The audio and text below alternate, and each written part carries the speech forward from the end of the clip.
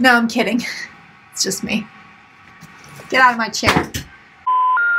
We're sorry, the number you have dialed is not in service at this time.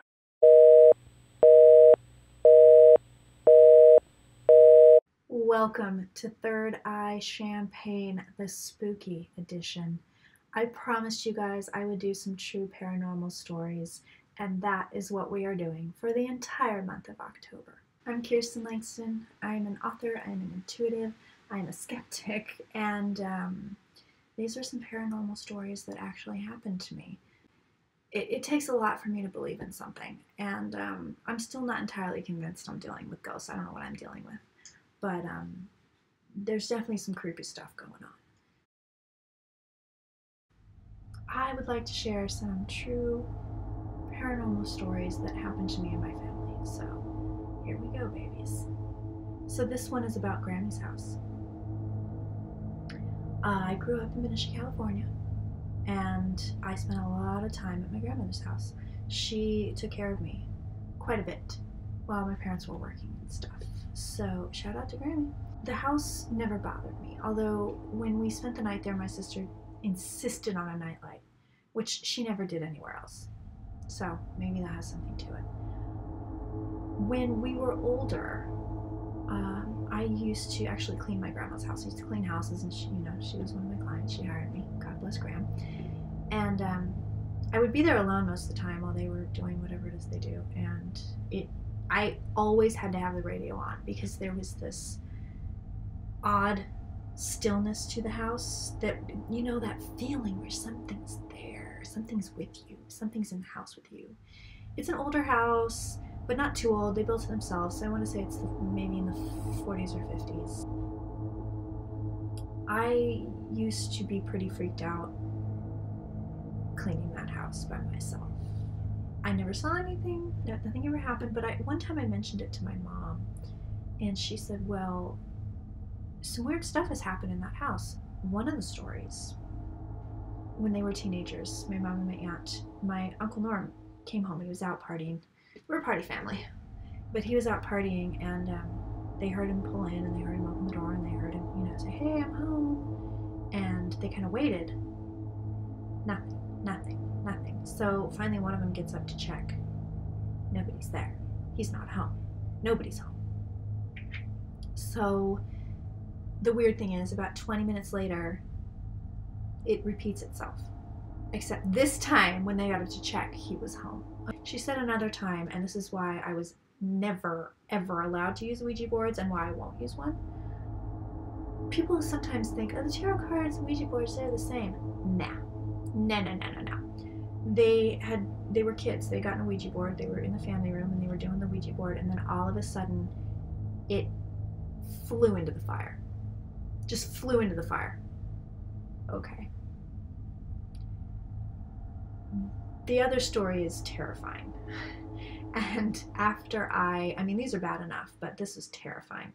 After I heard it, I didn't want to clean the house anymore, and I sure as shit didn't want to go down the hallway anymore, because it's a very long hallway, no windows, just a long straight shot. The story goes that one of the kids in the family, there's 5 kids, one of the kids had to go down the hallway to one of the bedrooms to get something. They're going down the hallway, they're going down the hallway, they're going down the hallway. And as they turn the corner into the bedroom, there's a woman in 1800s garb, black dress, big thick woman with a bonnet, got her back to one of the kids, and has the drawer open and is going through the drawer, completely see-through. So it's not like, oh, there's someone in my house. This is like, oh no, there's a thing in my house. So I guess that, there's 3 boys, so one of them was collecting weird bones out of the yard, and I guess they had been collecting wishbones or something. So as whatever it was sensed the child behind it, it turned real slow, and as it turned, they could see the wishbone in its hand, and it had black holes for eye sockets. That is the God's honest truth. That is what I was told, and I believe it wholeheartedly. We are a family of partiers, but not liars. I was terrified after that. I was absolutely terrified to clean that room because I know which room it was, and I never wanted to go in there after that. I never saw anything in the house. But the one thing that happened to me there, and this was really weird, we were all hanging out because there's a living room and a family room. We were all hanging out in the living room, me, my grandparents, my sister, I think my cousin might have been there. So we're all hanging out, and nobody's in the family room. All of a sudden we hear a little kid in there laughing, like maniacally laughing. And we all stop, and we all look at each other, and my grandpa, super pragmatic guy, oh, must have left the TV on. And I'm going, bro, there is no way this is a TV that you're hearing. There's something in that room. He goes in the room, looks in there, turns around, walks right back out, sits in his chair, and I'm like, so not the TV then? Nope. Nobody mentioned it. Nobody talked about it. Nobody said a word about it after that. It was like donezo. I haven't been there alone in years. I don't want to be alone at Grammy's house anymore. We started out with part 1 of The Cabin in the Woods, and we're going to end with part 2 of The Cabin in the Woods for Halloween. But in between that, I wanted to tell you a little bit about 2 houses that I lived in. Both, again, in Michigan, California. I guess we're a haunted city. The first house I lived in when I was a baby was actually not that far from Grammy's house. It was pretty close. It was an older house. I don't remember it very, very well, but 2 very creepy things in this house. Number 1, my mom, when I was little, I was about 3, she said I would always avoid this spot when I was walking around the living room. I would always go around something, you know, literally like walking around something. And finally she says, what are you doing? And I said, I'm walking around the man that's standing there. And of course there's nothing there. And she said, the man? And I said, yeah, he's mean and he looks like Santa Claus and I don't like him. Okay, good enough. And I just heard a weird noise in my own house right now, which is why I'm kind of going, what the hell? I'm home alone. I mean, Santos is here, but I don't think a dog would have made that noise. Okay, well, I will be saging after filming. So the other thing in this house was, my mom said when they moved in there, she found this old nasty ratty bathrobe on the back of the door. It was an old woman that had lived there before. And she died. I think she died in the house. So she threw it out. It came back. So she put it out with the garbage. Put it in the garbage can. The next day she gets up, back of the door.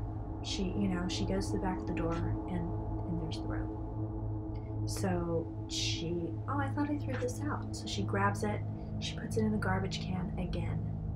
And the next day, overnight, she wakes up and it's back. And now she knows that she's put the bathrobe in the garbage and it's coming back. She finally, actually, I believe she ended up making my dad take it to the dump. And I think after that it did not come back. But it was a weird house. I remember it very vaguely, and it was a weird house. Then we moved to another house where nothing happened. And then we moved to another house. And this was another weird house. It was a newer house. It was a track house. It wasn't like a Victorian like the other one. I never wanted to go down the stairs. It was a 2-story house, and I never wanted to go down the stairs. As you came down the stairs, there was this giant living room, and it was pitch black. And you always had the feeling that somebody was watching you come down the stairs. So like once I was done for the night, everybody's done for the night. Like if I needed water, no, it's not gonna happen. I'm not going down there. When my sister and I were home alone, when they were like, okay, they're old enough, we can leave them home alone, we would hear footsteps up. We would hear people walking around upstairs. We'd hear footsteps, like literally just footsteps up the stairs. And we were, but it didn't seem malevolent.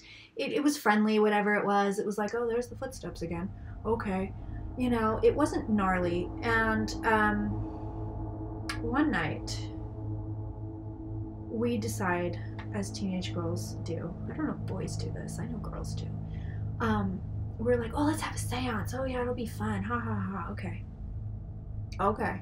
We wait for my parents to go to bed, and we're downstairs, and we light a single candle in the middle of the kitchen table. We join hands, and we're not really that into it, you know. But all of a sudden, my sister's like, I'm picking up like two people. Like there's two people, and she's going. We're like, okay, well, you know what's going on? And she's like, no, you guys, this is really weird. Like, it's really, like, it's real. Like, there's two people. I'm seeing, like, I think they used to live near here or something. And he beats his wife. This guy is beating his wife. She's a prisoner in her own home. And she's like, the wife is asking me to help her. I mean, it was utterly bizarre. And my sister was not given two flights of fancy like that. That just wasn't her thing. And, of course, we're with Jessica, of course, as always, Jessica. And we're both, Jessica and I are just kind of like, what the hell is going on here? So I'm like, you know, we need to stop. And she's like, no, I need to, like, I gotta, like, tell her she's okay. Like, they don't know that they're dead. And Jessica and I are going, you know, Bridget, just stop. It's enough. We gotta stop. She's going, no, I have to. But she's starting to cry. I mean, this is real. We were dead sober, by the way. But she's starting to cry. She's like, no, I have to tell her. She doesn't know she's dead. It just keeps happening for her over and over and over again. And I feel him, and I feel his presence, and he's evil. And you know, she goes, oh my God, he killed her. She's really hysterical now. And I'm going, we have to stop this. And she's like, he's looking at me. He can see me now. And her eyes are closed, but she's like crying. I mean, it was horrifying. And finally, I was like, we gotta stop. Our hands are still joined. So I'm like, break the circle, thinking this is gonna do something. So Jessica and I drop Bridget's hands, and immediately the candle goes out of nowhere. I mean, the minute we dropped hands, the candle went out. All three of us screamed bloody murder, and one of us ran on to flip on the lights, and my sister's like, what the hell just happened? What happened to me? And we don't know.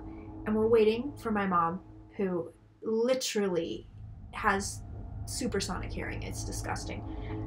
We're waiting for her to come downstairs because, you know, her two daughters and their best friend just screamed like, you know, somebody was coming to get them. Nothing. No one. There are 4 people sleeping upstairs, including 2 little kids. And nobody heard us scream.